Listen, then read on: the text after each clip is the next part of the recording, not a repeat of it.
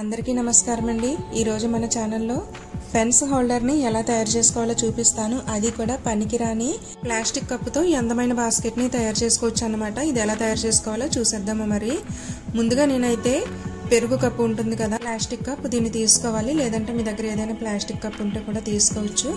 అలాగే రంగురంగుల wool threads ని తీసుకోండి, ఒక మార్కర్ ని, అలాగే గ్లూ ని కూడా తీసుకోండి, అలాగే కట్ చేసుకోవడానికి సిజర్స్ కూడా తీసుకోండి। ఇప్పుడు దీన్ని మార్క్ చేసుకుందాము। ఈ ప్లాస్టిక్ కప్ పై భాగంలో 1 ఇంచ్ మార్క్ చేసుకోండి ఇలా మార్కర్ తో।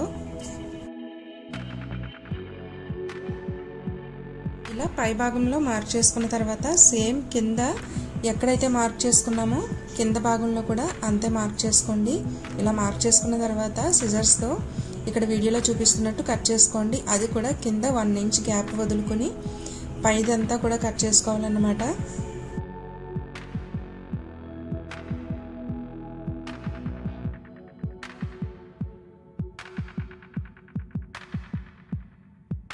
ఇలా మార్క్ చేసుకున్న తర్వాత ఇప్పుడు వూల్ థ్రెడ్ ని తీసుకోవాలి। ఇక్కడైతే నేను అన్ని రంగుల వూల్ థ్రెడ్స్ తీసుకున్నానండి। అదే మీరైతే సింగిల్ కలర్ కానీ లేదా డబుల్ కలర్ కానీ కూడా తీసుకోవచ్చు। ఇలా తీసుకున్న వూల్ థ్రెడ్ ని 3 లైన్లుగా చూసుకుని 3 బంచులు తీసుకోవాలి। దీన్ని మనం జడ ఎలా అయితే అల్లుతామో సేమ్ అలాగే అల్లాలన్నమాట అండి।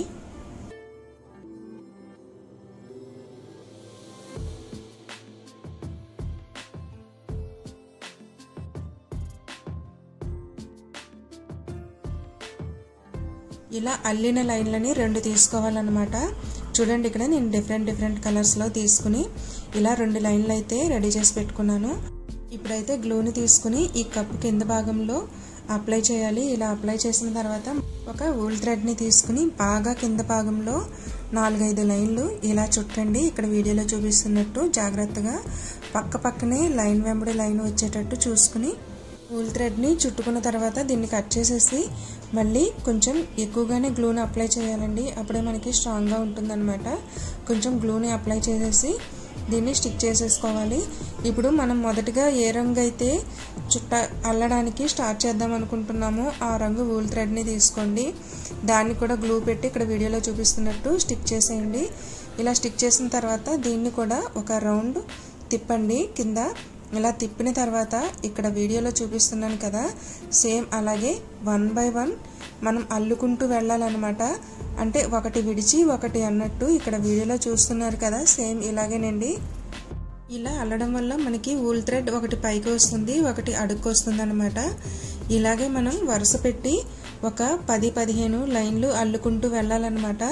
ఆ లైన్లు కూడా పక్కన వచ్చేటట్టు చూసుకోండి, కొంచెం వేలితో కూడా సర్దుతూ దీన్ని అల్లుకున్నట్లయితే లైన్లు పర్ఫెక్ట్గా వస్తాయి అన్నమాట।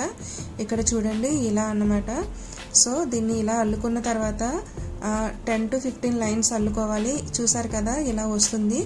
ఇప్పుడు నెక్స్ట్ కలర్ని యాడ్ చేసుకుందాము। ముందు ఈ కలర్ని కట్ చేసేసి దీన్ని లోపల పెట్టి ఇక్కడ వీడియోలో చూపిస్తున్నాను కదా, ఈ ఎండింగ్ లైన్ దగ్గర 2-3 సార్లు రౌండ్ చుట్టి గ్లూ అప్లై చేసి దీన్ని స్టిక్ చేసుకోవాలన్నమాట। ఇప్పుడు నెక్స్ట్ కలర్ అయితే స్టార్ట్ చేద్దాము।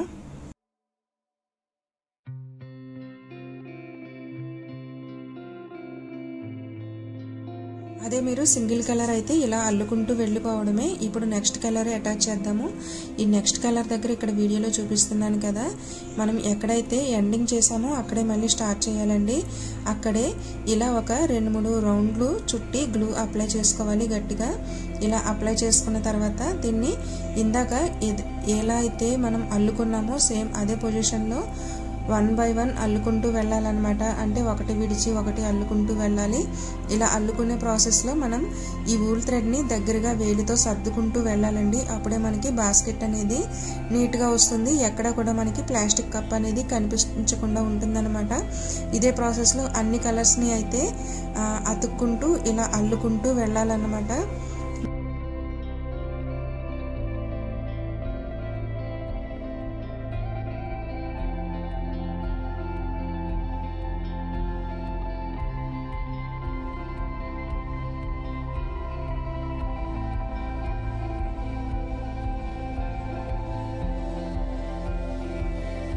చివరికి వచ్చేసరికి మనకి ప్లాస్టిక్ కప్పు ఎండింగ్ ఎక్కడి వరకు ఉందో అక్కడి వరకు కూడా అల్లుకుంటూ వెళ్ళాలన్నమాట అండి. అంటే అసలు ప్లాస్టిక్ కప్ అనేది కనిపించకూడదు అన్నమాట. సో ఇక్కడ నేను చూపిస్తున్నాను కదా, ఇదే ప్రాసెస్లో అల్లుకుంటూ వెళ్ళాలి. ఇలా అల్లుకుంటూ వెళ్ళిన తర్వాత ఇలా స్టిక్ చేసేసుకోండి దీన్ని గ్లూతో. చూసారు కదా ఈ ప్లాస్టిక్ కప్ని కలర్ఫుల్గా ఎలా తయారు చేసామో. ఇప్పుడైతే ఎండింగ్ కూడా చూసేద్దాము. మనం ఇందాక అల్లి పెట్టుకున్నాం కదండి 2 జడల్ లాంటి లైన్స్ని, వాటిని తీసుకొచ్చి ఇక్కడ కింద భాగంలో ఒకటి అతికించుకోవాలి గ్లూ పెట్టి, అలాగే పై భాగంలో కూడా ఒకటి అతికించేసుకోండి. ఇది గ్లూ మొత్తం పూర్తిగా ఆరిపోయిన తర్వాత పెన్ హోల్డర్గా ఈజీగా యూజ్ చేసుకోవచ్చు అనమాట. చూసారు కదండి అందమైన పెన్ హోల్డర్ని. ఐ హోప్ మీకు ఈ వీడియో నచ్చిందని అనుకుంటున్నాను. నా వీడియో కనుక నచ్చినట్లయితే ఒక్క లైక్ ఇవ్వండి, అలాగే మన ఛానల్ని తప్పకుండా సబ్స్క్రైబ్ చేయండి. Thank you for watching friends.